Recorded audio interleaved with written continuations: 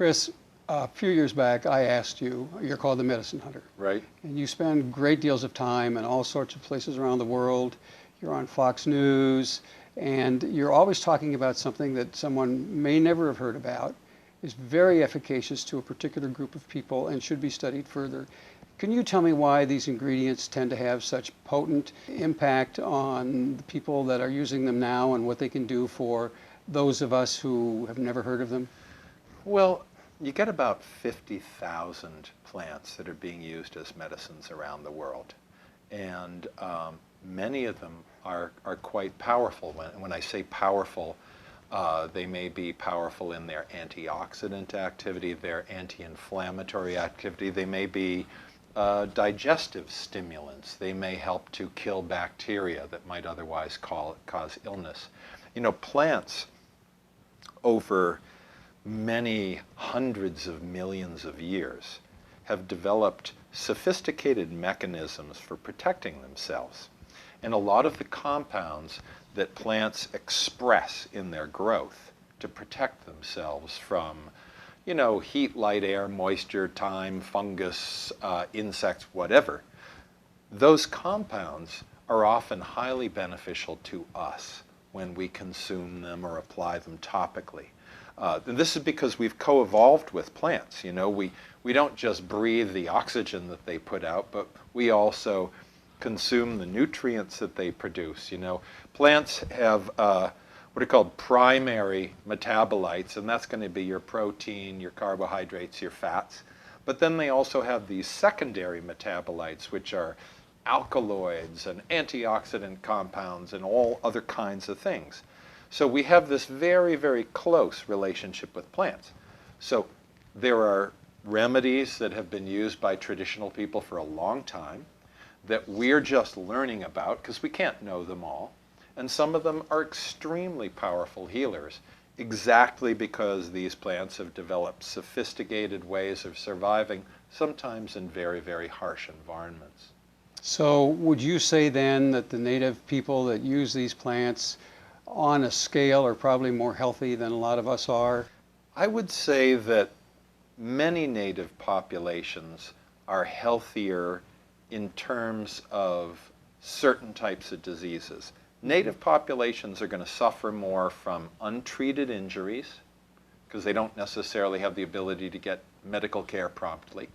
They're going to suffer diseases of hygiene that for the most part we don't have to deal with because we have good hygiene.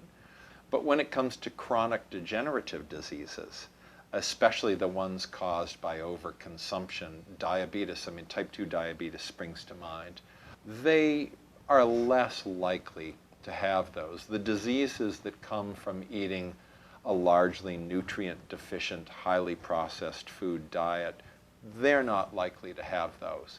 But as influence from outside changes native cultures and changes their habits and changes their access to food, they are developing these problems. So yes, native people may historically suffer fewer of the sort of diseases of development, but they're catching up with us. They're catching up with us. So basically, you not only scout out those ingredients that might be of value to us, you also take a close look at what's going on with the environment that could be some sort of indication for us as well. Yeah, I mean, you know, we're not separate from our natural environment. I think there are still people, policymakers, who'd like to imagine that we are, but I mean, this is our home. And our environment is badly enough damaged that I like to use an analogy. It's like we're sitting in the living room watching television while our bathroom, kitchen, bedroom, and garage are burning to the ground, okay? We are doing absolutely horrific things to the natural environment. And I see this. I'm traveling to these places. I'm not getting this information secondhand. I see the destruction of the reefs. I see the pollution caused by, you know, billions of people in concentrated areas.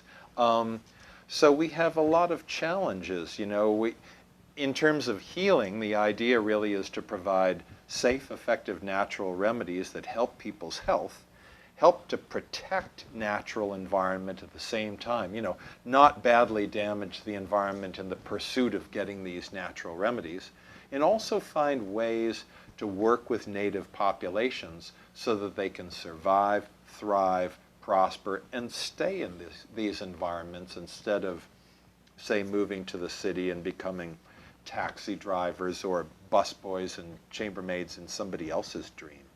Real quickly before we leave, tell us how we can access you on Fox. Well, I'm doing regular television and webcast pieces with Fox now, and I also have a weekly column. So you can, if you watch Fox television, they don't say at a specific time the segment that I did on, let's say, pain relieving herbs is going to be on, but they run these in rotation. If you're a Fox watcher, you'll see me on there, mostly with Dr. Alvarez, who's their medical doctor. But you can also go to foxnews.com, click on the Health tab, and you'll see on the right there's a small list, group of columnists with photographs, and my photo's there as the medicine hunter. Click on that, and you've got access to the whole archive of the articles that I do for Fox on a weekly basis. I would recommend to anyone that they go to Fox, look you up, and listen to what you have to say, because it's very important. Thanks a lot.